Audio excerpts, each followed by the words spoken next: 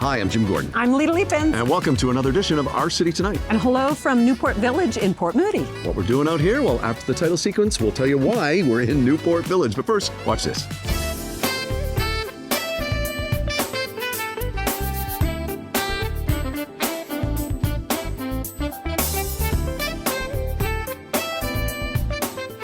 This health and beauty segment is brought to you by MD Cosmetic, with offices for you in Port Moody and Abbotsford. Well, we're back at MD Cosmetic and Laser Clinic with the medical director, and he is the director of training for International Institute of Aesthetic Medicine, as well as the clinical instructor for the UBC Faculty of Medicine. We welcome back Dr. Hanif Alibai. We haven't seen you since, I guess, middle of summer. Right. And so much has happened again. And this is about the time now in the fall that people are coming back in droves after they've been out in the sun in the summer. They're worried about their skin, and you've got some great new machinery that you're utilizing here at MD Cosmetic. We do. As you said, in the summertime, the lasers tend to be less utilized because of sun exposure. When we get into the fall, we're now able to use a lot of the lasers. People are more concerned about how they're going to look after their skin, and a lot of the technology that was quiet during the summer now really comes to life. And there's some incredible advancements in technology now that can really improve skin tone, skin texture, and can resurface the skin, which I think we're going to talk about today. We're going to talk about Morpheus 8. I'm very excited about that. One of the things, it's microneedling, but what is the difference of Morpheus 8 from typical microneedling? So typical microneedling is basically like aerating a lawn, where you're making tiny holes in the skin to stimulate collagen production. It's very good for acne scarring, for pores, for surgical scars. Morpheus is RF microneedling, which means that it's microneedling with radio frequency. So radio frequency is heat that's delivered deep into the skin to stimulate collagen production, to contour the face and the body, and to tighten. Excellent, excellent. Well, the tightening is definitely something everybody wants. What are the side effects, and what can someone expect downtime to be? So I would say a day or two of redness and maybe a little bit of swelling. Most patients are surprised by the minimal downtime, and you basically can apply makeup in a day's time. So you really don't need to take any time off work with RF microneedling. And how quickly does one see results? I guess I should also ask how many treatments would So someone results need? will begin in about 2 weeks as the collagen remodels, but the final results really take up to 3 months. That's how long it takes for the body to develop that collagen, and for the noticeable improvement in tone, texture, pores, scarring, tightening. That will take up to 3 months for it to be noticeable.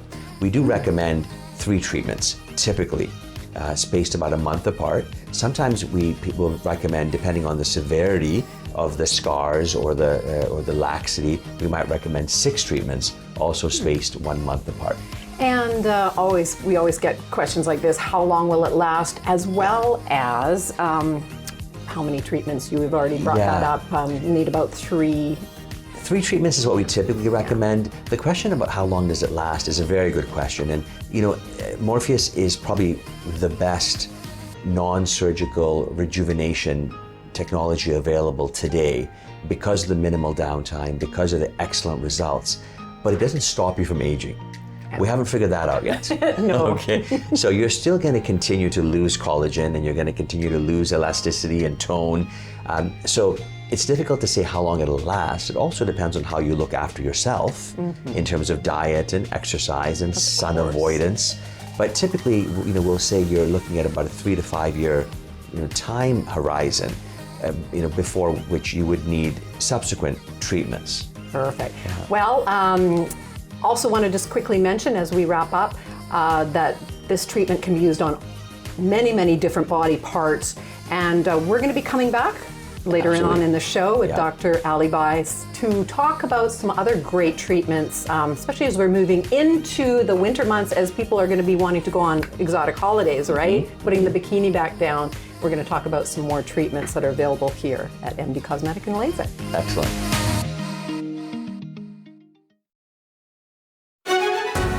This segment is sponsored by the Richmond Sentinel, providing news, entertainment, and human interest stories in print and online.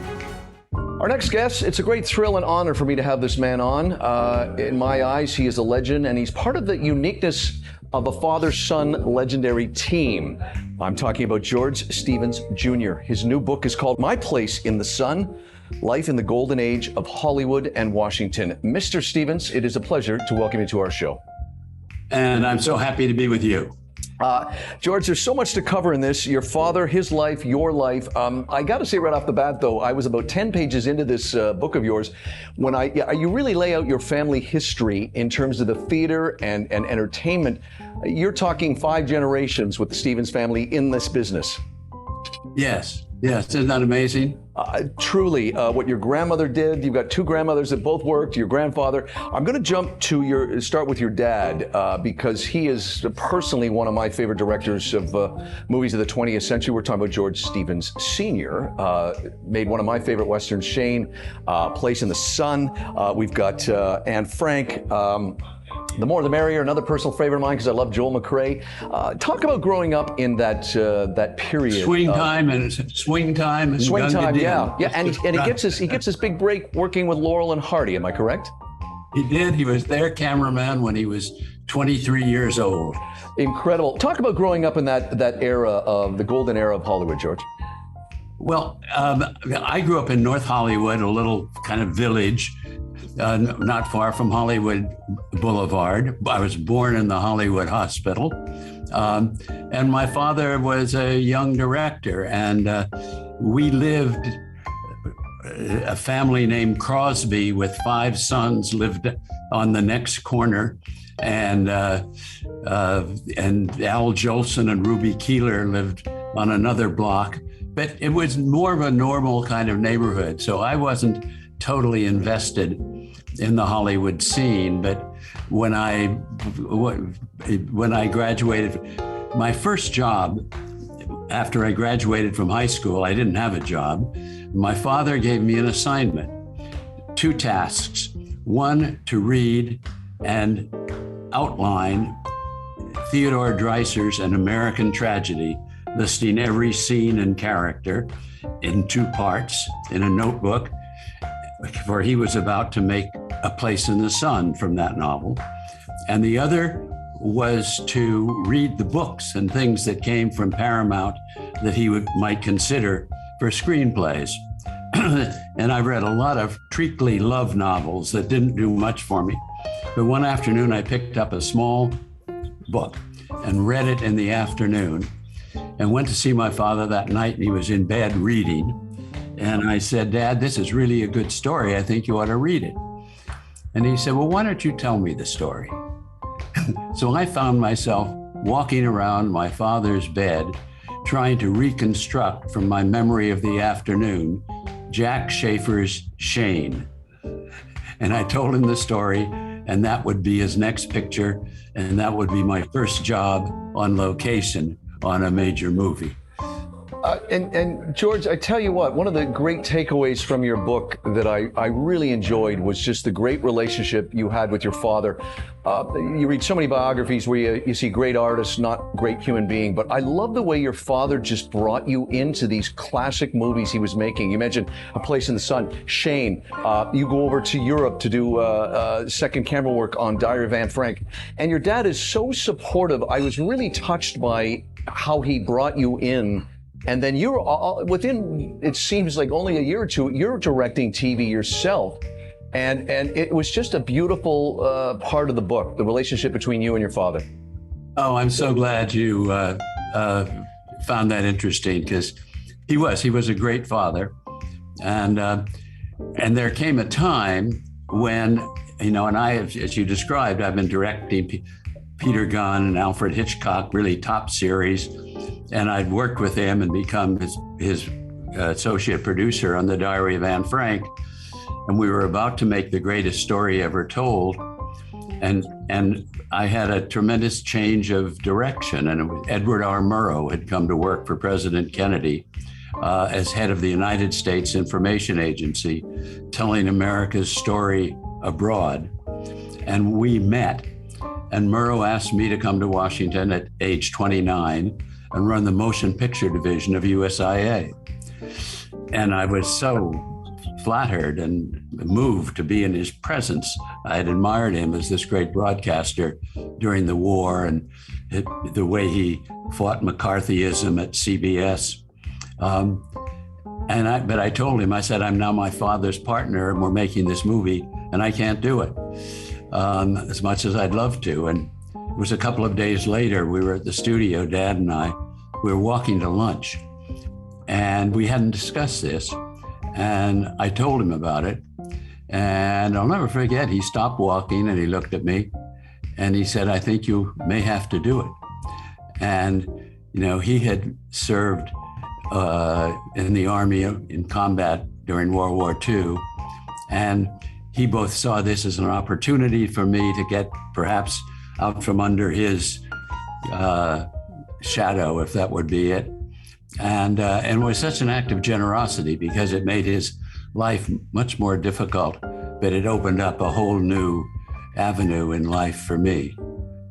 George, we've got a few seconds left. I'd like to go out on one story that really touched me in your book, and it's right after your father has won the Academy Award for A Place in the Sun, and you're in the car with him. You're still a young guy yourself, and there's an Oscar sitting between you in the front seat.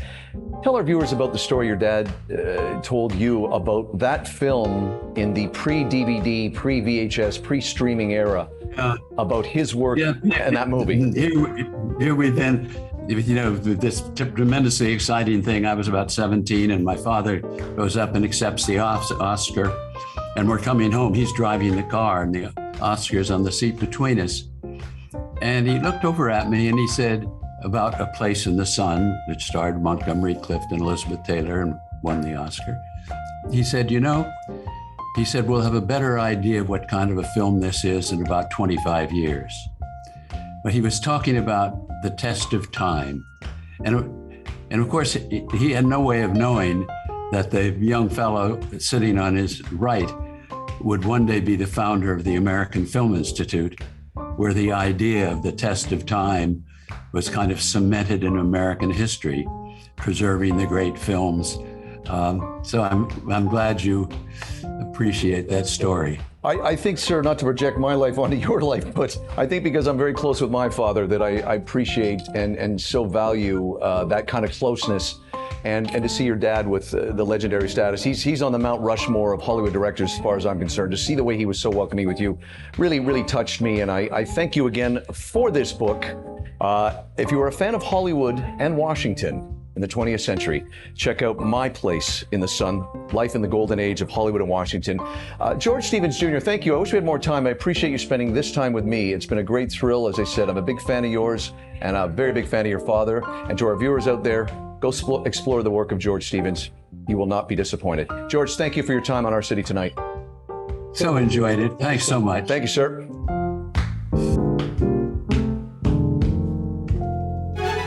This segment was sponsored by the Richmond Sentinel, providing news, entertainment, and human interest stories in print and online.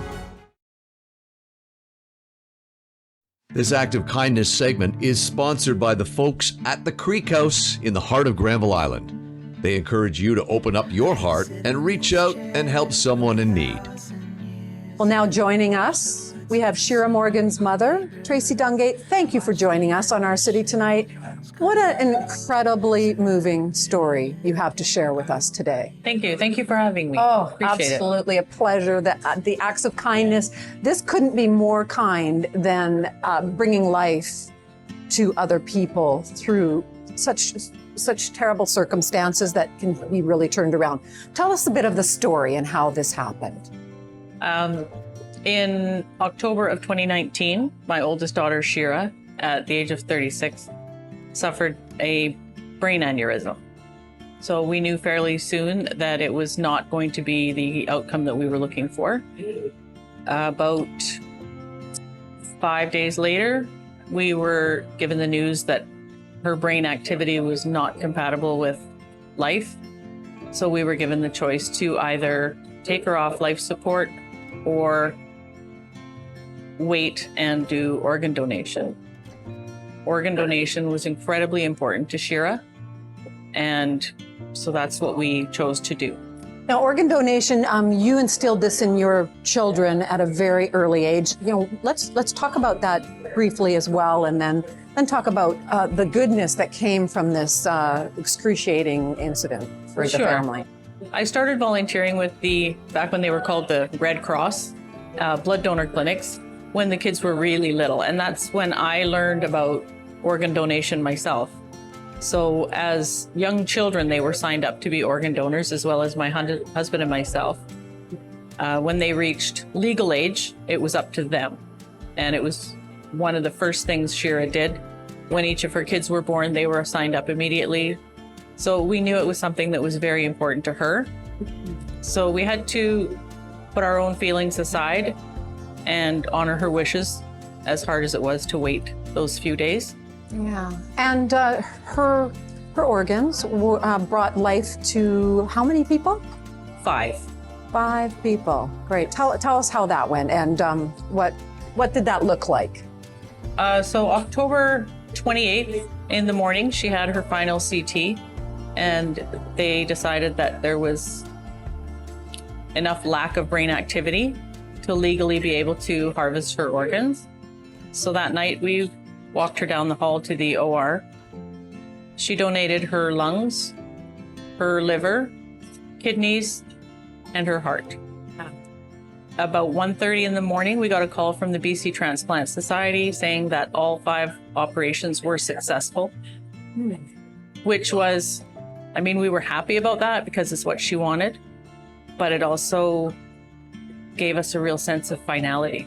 Absolutely. Yeah. Okay, so moving forward now, the people, the lucky recipients, do you stay in touch? Do you get to hear from these people how Shira's organs have changed their lives?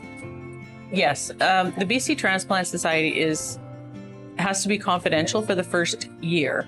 If both parties, both the recipient and the donor family, sign off that they are okay with open contact, then they will facilitate that for you after the first year.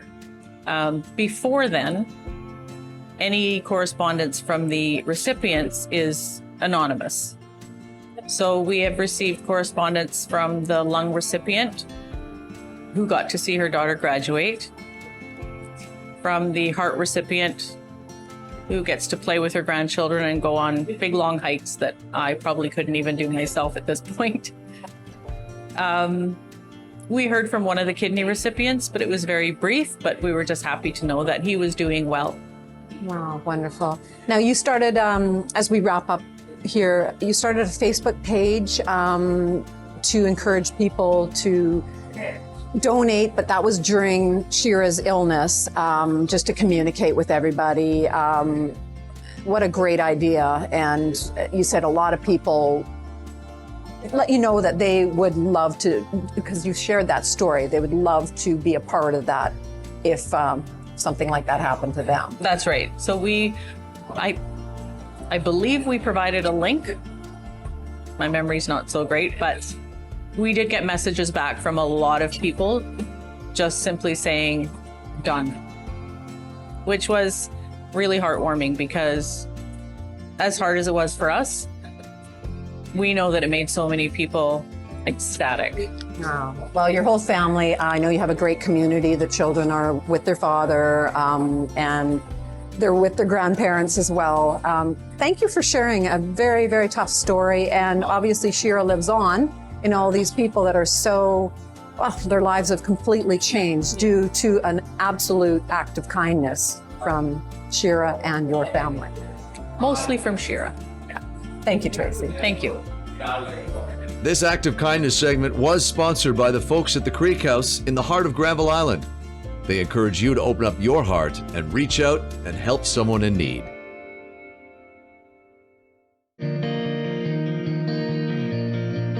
Well, we're back here in Newport Village in Port Moody at MD Cosmetic and Laser Clinic. And joining us again, Dr. Alibi, to talk about some other treatments that people are looking at. Now this one, interestingly enough, has been around for about a decade, CoolSculpting. People have a lot of questions about CoolSculpting. First, let's just go right into it. What is CoolSculpting? So CoolSculpting is actually the most popular non-surgical fat reduction technology available today. And it basically works by freezing and destroying fat cells. So when we gain weight, the number of fat cells we have doesn't increase, the fat cells just grow. And when we lose weight, the fat cells shrink. What CoolSculpting does is it actually kills and destroys the fat cells by controlled cooling. So we can use CoolSculpting in the stubborn areas which diet and exercise alone will not eliminate. So the abdomen, the flanks, the love handles, the back, the arms. Now what's become very common now is under the chin, what we call submental fat. And basically by controlled cooling, you are destroying the fat cells, and then your body processes and eliminates them in between 2 to a 6 month period. So the results are not instant, but the results are exceptional for that sort of individual areas and contouring the body. It's not a weight loss technology. It's more sculpting, as the name implies. Perfect. Well, and it can be permanent if you are watching your weight and being healthy to get rid of that stubborn fat. Absolutely, because it permanently destroys the fat cells. It doesn't shrink them, it kills them. Wonderful. So that's what makes it very, very effective in terms of localized fat deposits. Yeah. So what is, I guess all the same things as what are the side effects? What is the downtime for a treatment like this? So there's really no downtime. I mean, you might have some numbness in the area for a day or two, which subsides. There are side effects, again, numbness, redness, tingling, things of that nature. It's very important that you have a consultation with a trained professional, that you go to a medical clinic with a medical director, that you review your own condition, and then we can do an assessment and provide you with a complimentary consultation, look at the areas that you're concerned with, and then give you an assessment as to the number of treatments. And at that point, we would discuss the specific risks and side effects. Like any medical procedure, there are risks and side effects. CoolSculpting, however, is extremely safe if it's performed correctly, and the results are safe, effective, and predictable. That's a very good point, because like Botox, a lot of basement clinics were popping up, and people had a bad thought about that. Even CoolSculpting got a little bit of a bad rap because unqualified technicians were popping up. But managed by a medical director, a medical clinic, it can have great effects. I think that applies to really everything in aesthetic medicine. You want to seek a clinic that's reputable, that is directed by a medical doctor who's licensed. That's important. That's important, so that they can hold your hand through the procedure and give you a safe and effective treatment, and be there for you if there are any minor side effects, which we can then treat. Perfect. Well, I also want to mention that Dr. Alibi is a faculty member of the Canadian Association of Aesthetic Medicine, as well as the American Academy of Cosmetic Physicians. So you're going to get the right treatments here, and with his team that are all very, very, almost overqualified. You have a great team here. So thank you again, Dr. Hanif Alibi at the MD Cosmetic and Laser Clinic here in Port Moody, and you also have a clinic in Abbotsford as well. So thanks again for your time. Thanks for having me. This health and beauty segment was brought to you by MD Cosmetic, with offices for you in Port Moody and Abbotsford.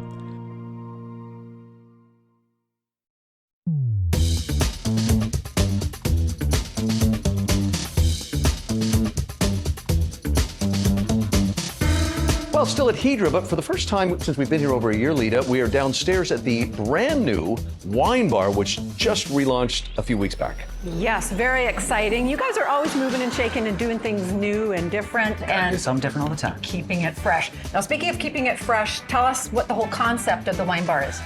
So we wanted a beautiful little space, kind of upscale downtown, beautiful little wine bar. some casual snacks, just a good place to get together and have a classy glass of wine. So what's different with the snacks for down in the wine bar? Just a little bit more approachable. We do some smaller sizes, like we do a single of our beautiful lamb chops. Instead of getting 3 for a beautiful dinner plate, you get 1 as kind of a little appetizer bite, little lollipop lamb. Classic fare, our Hydra special, lamb cafeteris, the grilled octopus, warm olives, all inspired and driven by our main dining room, just in a slightly more approachable format downstairs. Let's talk about some wine. You've got that down here in flights. What are we doing? So we've got about 30 different wines by the glass available Corvant, some really high quality stuff. We do some beautiful little flights. I've done our California flight for you, Jim, which has got a little Willamette Pinot Noir, a couple beautiful California cabs. I've done the BC whites for you, a little Pinot Gris, a little Viognier, and some lovely Chardonnay, all from up in the Narromata Bench region. However, you can customize your flights with any of our 30 wines by the glass. So you want to put something special together for yourself. We have a few kind of prepackaged notions. One Greek, you know, we're trying to keep thematically appropriate. Thanks, Chris. Well, a fabulous new wine bar here at Hydra, ground level. Come check this great place out. Closed captioning and other promotional considerations provided by Hamilton High Street Senior Residence, Richmond's newest senior living community.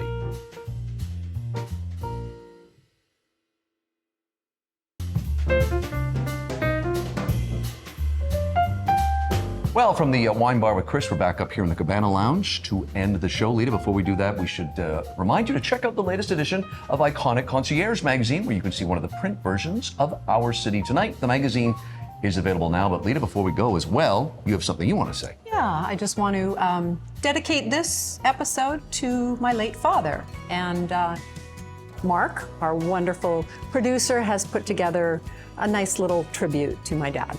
That comes after we say goodbye. I'm Jim Gordon. And I'm Lita Leapins. See you next time.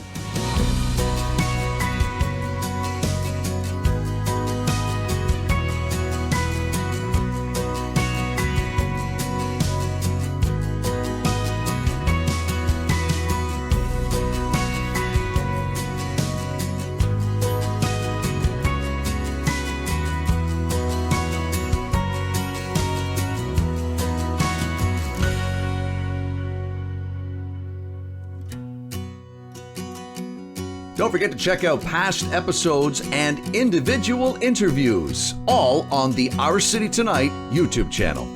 Outdoor wear for Jim and Lita provided by Helly Hansen, alive since 1877. The Richmond Sentinel, providing news, entertainment, and human interest stories in print and online.